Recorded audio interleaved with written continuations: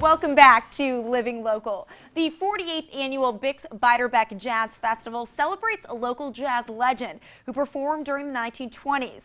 Bix Beiderbecke is in the International Jazz Hall of Fame, and the annual festival is dedicated to keeping his memory alive and his music alive in the Quad Cities. Joining me in studio is Steve Trainor with the Bix Society. Steve, thanks so much for being here. Great to be here. We're almost there. You are. 1 week. Yes, home stretch, Steve. So Bix Beiderbecke is said to be one of the most influential jazz soloists of the 1920s. So what was so significant about him and his music? He was an original. He had a distinctive style of playing, which is terribly ironic in that he couldn't read music. He couldn't join the union because he couldn't pass the audition. Oh, no. Because he couldn't read music. But people of his era tried to duplicate what he did with a cornet in particular, and they couldn't do it. And jazz greats such as Louis Armstrong and Hoagy Carmichael, they raved about him. Down at LeClaire Park, you'll see a monument to him with a lot of quotes from some of those famous people. So he was just had a very distinctive style of playing, self-taught. That's an incredible story. Yeah, wow, yeah. I never knew that. Yeah. So Steve, what is the history and the mission behind the Bix Society? You know, there was a group called the Bix Beiderbecke Memorial Jazz Band in New Jersey, and on a fluke they just decided one day in 1971, let's go out to Bix's grave, play at his grave, and drive back. Well, the word got out. Without exaggeration, 2,000 people showed up at Oakdale Gardens Cemetery to hear them play, and by then they'd all decided, well, why just stop here? Let's go out to what was then the Holiday Inn at 53rd and Brady. And what was funny is, in 1971, the parking lot was gravel. Oh. Anyway, they all go out there, and there was film, and then video later. It was turned into video, where you see people sitting cross-legged in the basement of the Holiday Inn, and all this smoke rising above them. But they had an impromptu jazz festival, and they looked around and they said, well, we got something here. And so that's when they started formally in LeClaire Park in 1972.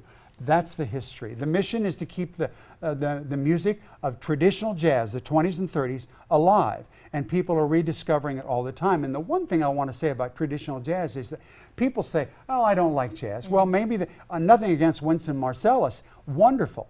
But that's not the jazz that we're playing. We're playing traditional jazz, trad jazz. It is both funny and fun. The musicianship, people, they will rouse you out of your chair. We aren't just sitting there and nodding our head and tapping our toes. You know, you will be roused out of your chair. It is so good, and you're surrounded by hundreds of people laughing and cheering. And this year's Memorial Jazz Festival is a great opportunity for people to go experience that trad jazz. So what's on tap for this year? We have 10 bands. We got them from Denver, Kansas City, Des Moines, St. Louis. We have 3 all-star bands.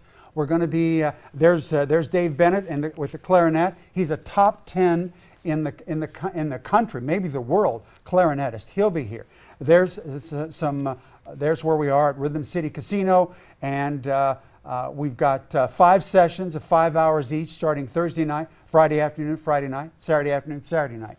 So a lot of dancers, many of whom will be in costume, and there's Jeff Barnhart. He's what I call a raconteur, the Victor Borge of, he'll tell stories while playing jazz. So it's just a lot of fun and funny, like I said. And there's some people dancing. Many will be in 20s costumes. Oh, fun. So not only do you get entertained by the music and these national musicians, but you'll see dancers too. Wow. Do you dance, Beth? I do. Brittany does dance. Just saying. Just saying. Come on out. I might have to. Okay, so when and where is the festival? Thursday, Friday, Saturday at Rhythm City Casino's Event Center, which is smoke-free. We have an acoustical room there. We're also going to do 2 special things. We're going to do our usual traditional thing at LeClaire Park. It is open, and you can access it by Harrison Street. The concrete is nice and clean. You want to bring your own lawn chair and food and drink, that's fine. You may be sitting in dirt, but come on down, 6 to 9 on Friday, August 2nd. For the first time ever in 48 years, we're going to Moline, and we're going to be at the Bass Street Landing for 2 hours, also Friday night. Miss Jubilee from St. Louis will be there. Bass Street Landing at River Drive and 16th. That's wonderful, That's Steve. New. Yes, a lot going on for sure. Why do you think it's so important to celebrate and remember Bix, our local legend? Because he is local. And ironically, he is frankly more revered overseas than he is here. And so I hope that people will, again, give it a taste test, give it a shot. 33 jazz festivals have died in the last 11 years across the country. And we are not only in the black, but we're trying to grow. And we need people to turn out so that we can actually do something every 3 months. We do something in March for the Bix Birthday Bash, in August for the festival. We want to do something in October and May. So come on out, have a good time, laugh a lot, and help us grow. Wow, well, you guys certainly stay busy all year round, and this is your signature event, so people sure don't want to miss it. 48 years, and we're aiming for 50 in 2021. And you got it. I have faith in you guys. All right, Steve, thank you so much for being here. We appreciate it. All right, guys, get your tickets and more info about Bix Jazz Fest by visiting their Facebook page, 2019 Bix Jazz Festival. We'll also have the details posted on ourquadcities.com. More Living Local rolls on right after this break. Stay with us.